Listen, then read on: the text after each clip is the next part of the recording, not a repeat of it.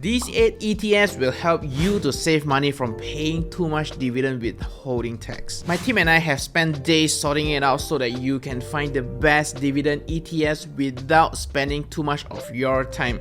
Trust me, it's a lot of work that goes behind this one. If you want to straight away check out the best funds, feel free to skip to the next part. But for the rest of us over here, assuming you are non-US citizens, you might have heard of or are buying ETFs like SPY, VOO, QQQ. So all these big names are US domiciled funds. But for today, I'm introducing the Ireland domiciled funds, which are often more tax efficient. Why is it so? Well, say you invest in US companies and they pay out dividends, which are usually cash paid to shareholders like you and I, the US government will collect a portion of it as dividend withholding tax. And depending whether or not if your country has a tax treaty with the United States, they might collect around 10% to 30% in most cases. It's 15% if there's a treaty between the two countries, or for investors coming from countries without a tax treaty with the US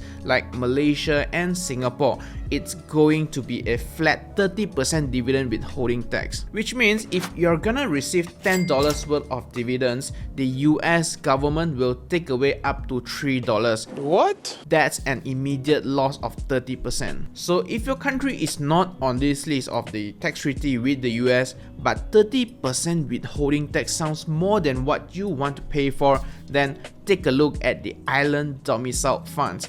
Basically, they are investment funds based in Ireland, which is a European country. And since Ireland has a tax treaty with the US themselves, investing in their fund will automatically give you access to 15% tax instead of paying the full 30% dividend withholding tax. And if you're looking to invest in more than just the US itself, say you want to invest in other developed or emerging markets, things might get a little bit more complicated. Allow me to explain. Basically, there are 3 layers of tax, one by the source country. Like if your ETFs invest in say China, then China gets to collect the tax first before the dividends paid by the Chinese companies reach the ETFs. Very easy, right? The next layer is collected by the country where the dividends are distributed to you, basically between the ETF and you. And if you own a US domiciled fund, the US will then get to collect that tax from you, and same goes to Ireland. And in some cases, there is a third layer, your home country, where some of the countries do tax income or dividends received from foreign countries. But in most cases, there is usually something called a double tax agreement, DTA, in place. So this is usually very rare. So far, Malaysia does not tax their residents for this, at least until the end of 2026 to my knowledge. So that said, there's really no way to dodge the first layer, and the percentage is charging the first country to country, like what I said earlier. But when it comes to the second layer, you will notice that Ireland does not charge any dividend withholding tax on top of your first layer. So that would ideally save you some additional tax as compared to investing in US domiciled ETFs. So despite the higher accessibility and liquidity of US domiciled ETFs, which we all know and love, some people, especially non-US residents and Europeans for the most part, still opt for the Ireland domiciled ones. And that's also true for the other taxes like the estate tax, where Ireland gives better terms than the United States. More about that in a future video maybe. So if you're looking to invest, I've put together a table over here for the dividend ETFs worth checking out. And for easier access, we have limited our selection to those Ireland domiciled funds listed on the London Stock Exchange, which you can easily trade with interactive brokers. And we also made sure that they have a distributing policy that will pay dividends to you periodically, because if not, why are you here for dividend ETFs, right?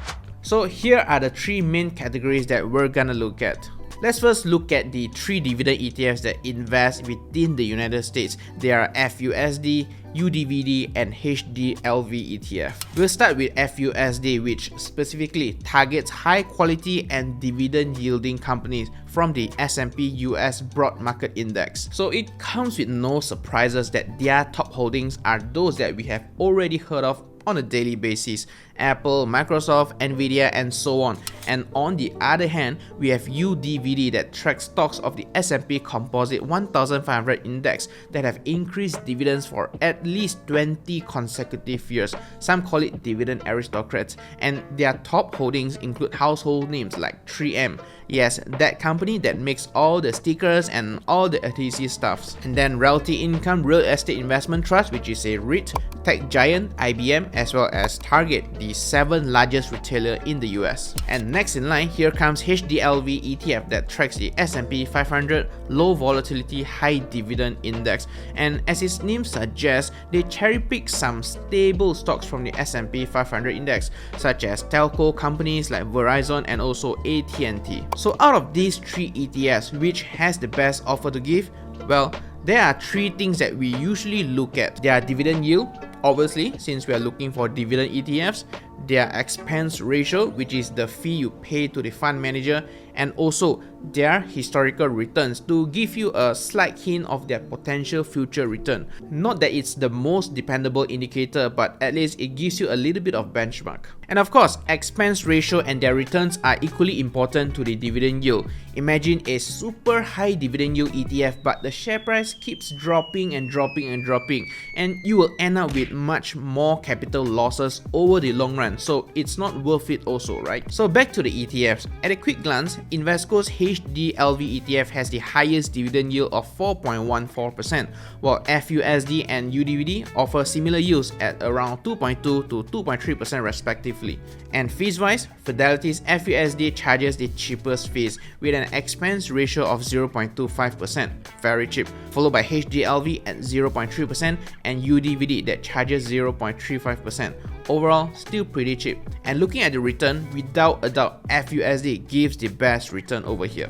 They managed to deliver more than 10% annualized return for the past 3 to 5 years horizon, and most likely it's because their top holdings consist of tech giants that are not just paying dividends only, but are also growing in terms of their size, or we call it their market cap. And on the other hand, UDVD's return is not bad also, almost 9% for their 10-year return, just not as impressive as the FUSD ETF. Meanwhile, HDLV has had positive and negative returns over the different time horizons here, and thus having the highest volatility in the share prices among these 3 ETFs, which is quite ironic when they claim that they cherry pick low volatility stocks. Well, it is what it is. So when we factor everything in, all in all, I would say that FUSD looks like a great choice over here. Reasonable dividend yield, low expense ratio on top of the highest historical returns among these 3. Pretty solid choice if you ask me.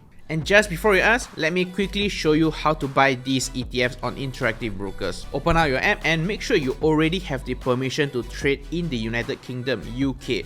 If not, you can always request for it under your account settings very quickly.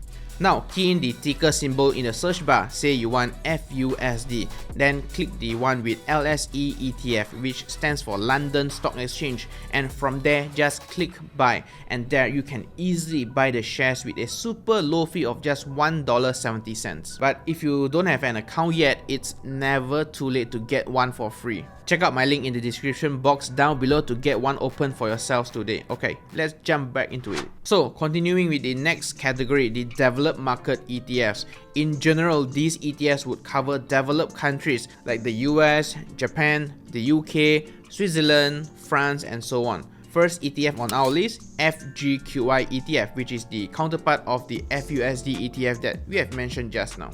They are oddly similar, where they track mid to large cap companies, and having Apple, Microsoft, Nvidia as their top holding companies. It's just that FGQI include companies more than just the US. While on the other hand, there is WQDV ETF by iShares that tracks companies from developed markets worldwide with persistent above average dividend yields.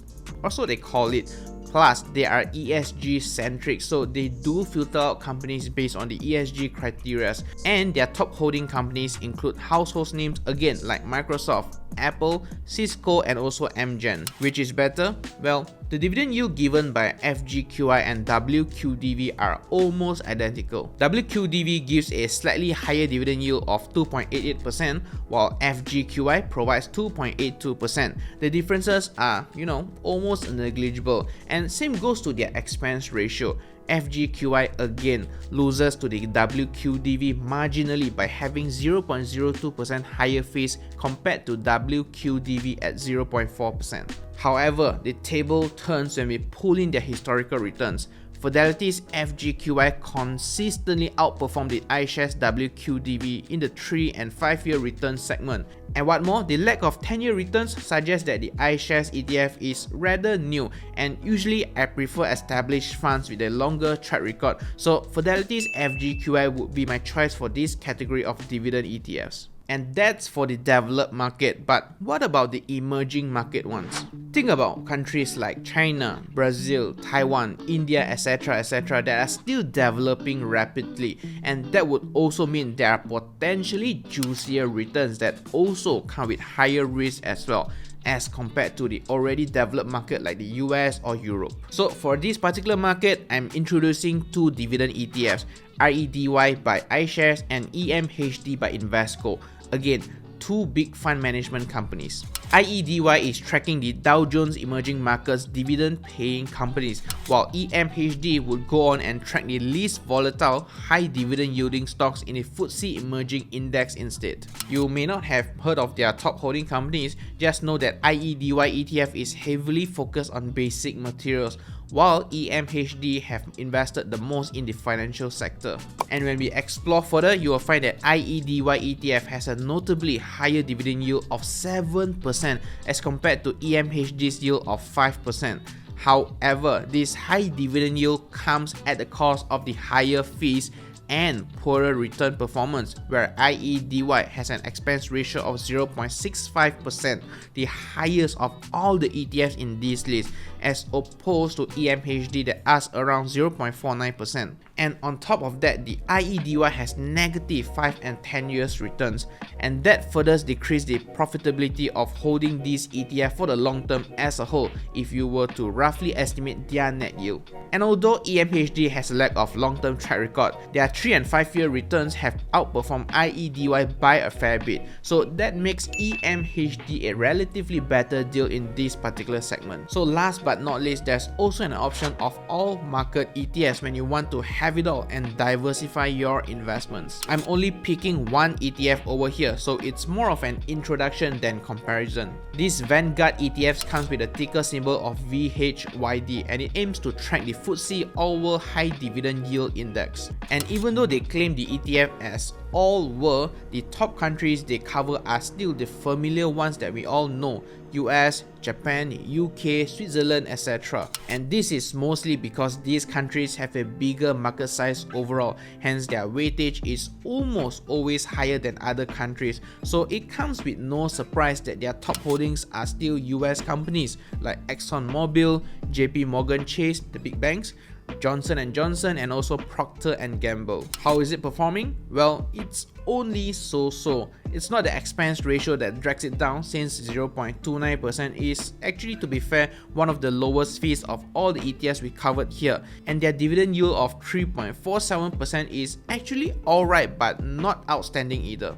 But when we look at their return, the negative long-term returns drag down its mediocre dividend yield, and that is also why this VHYD ETF looks a little bit less attractive to all the other options listed over here. But to be fair, this all-world ETF provides you an ultimate diversification of the dividend stocks in the world. So lower returns are sort of expected, because I know there are also investors searching for such returns that are in line with the bonds and whatnot. So there will always be a product for everyone. Alright, so here's the takeaway for you. First of all the ETFs introduced today are Ireland-Domiciled ETFs, which will save your money from the high dividend withholding taxes. And among all the ETFs we introduced today, in my opinion and research conclusion, FUSD ETF is still the most attractive dividend ETFs here with the highest net yield and also the lowest expense ratio. And if you just pull back a moment and if you notice a pattern, most funds in the US categories perform better overall due to the excellent performance of the US market for the past decades, and that is partly thanks to their position as the global economy leader, as well as the world's economy situation still revolve around their economic policy, be it directly or indirectly. But if you are feeling a bit adventurous and you want to allocate some portion of your portfolio to higher risk assets, then EMHD in the emerging market segment definitely stands out among its peers. And despite the whole thing being dividend ETFs, if you notice, the biggest factor of your return is still largely determined by its average return, aka the capital gains. So this leads to my personal preference of not investing into dividend ETFs because the dividend yield may look great on paper, but the net yield after considering fees and performance are only subpar as compared to growth ETFs like the S&P 500. And this is also probably because a lot of the dividend paying companies are mature companies which probably have reached the ceiling of their respective industries, and so their growth is kinda limited. But at the same time, that's just me. I have a higher risk appetite and I'm willing to trade the higher volatility for a potentially higher return. So again, you need to ask yourself, should you invest in dividend stocks? If stability is what you are looking for, then this strategy may suit you very well. Alright, I hope you enjoyed this research. Do comment down below if you want to see me talking more about the different ETFs and whatnot. In the meantime, if you have no idea which ETF to start investing with as a total beginner, fret not. I got you bro, because I have previously made a video compiling the best ETFs for first time investors, so feel free to check it out over here. See you over there.